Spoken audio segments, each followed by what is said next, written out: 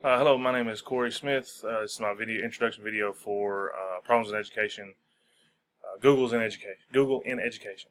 Uh, Sorry for the lighting. It is pretty hot here in Tennessee right now. About 85 at 6 o'clock at night, and my air conditioner's out, so I'm not in a comfortable situation.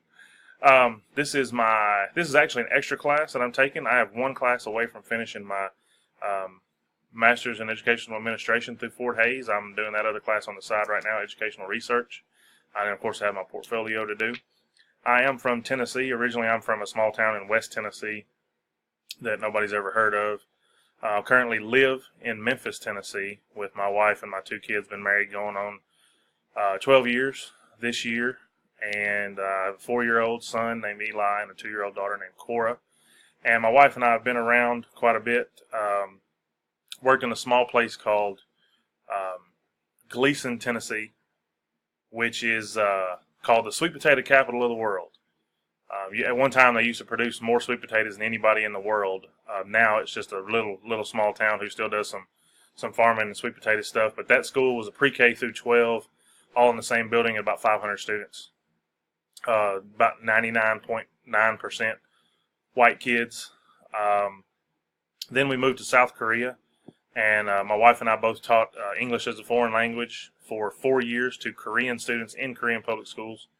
Then I got a job with the Department of Defense Education Activity teaching special education to middle school students on an Army garrison.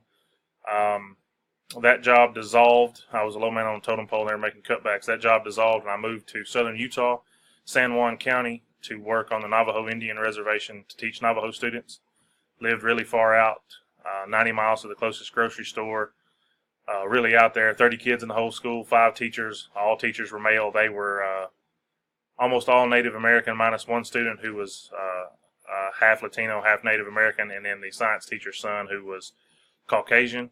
And then we didn't know my wife was pregnant till we drug a U-Haul all the way across the country from Tennessee to Utah till we got out there, and we lived 5 hours from the hospital that we were going to deliver her at. So that became a thing to say it's going to be very, very hard to raise 2 little kids. If there's an emergency, something really bad is going to happen.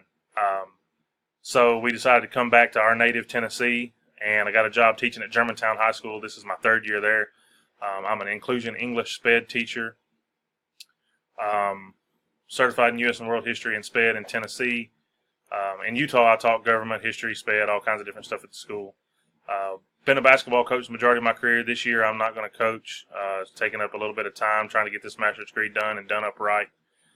I do freshman and sophomore English, and we're a school of about 2,000 with about 70% African American, and then there's other races mixed in there, and then the other dominant race is Caucasian, and then we have quite a few Asians, Middle Eastern students, that kind of stuff. But Germantown's unique because the Germantown suburb itself is one of the richest areas in the state of Tennessee, yet up until this year, we were a Title I school because of the way we pulled students from a different district. There was a merger of Memphis City and Shelby County, which caused a huge uproar and all kinds of things. But at one time, Germantown was one of the best schools in the state, and we're trying to make sure we get ourselves back up there after having a couple down years. We have a really high graduation rate. I think our graduation rate is somewhere around 94.5%, which is pretty good. Most people would take that any day, considering that the state average is like 75. So we'll take that any day. I case manage about 25 students, anywhere between 23 to 25 students. Used Google before when I lived out in Utah and really loved it. We're trying to push my current school now to go that way, even though my school district, which is really, really big, has a contract with Microsoft. We're all still kind of using Google on the side, and people are doing it for classroom. A lot of people are doing docs and that kind of thing, and I'm really trying to get people to collaborate. I really like it. My wife has a Chromebook that she loves.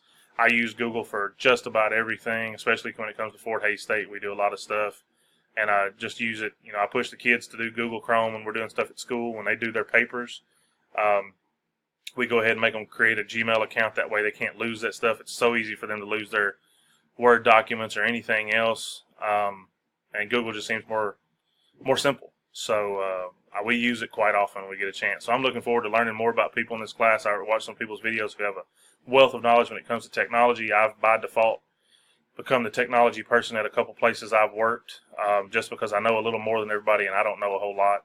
So I'm really looking forward to this class. Hope it all turns out for everybody, and hope everybody has a good time. Thank you.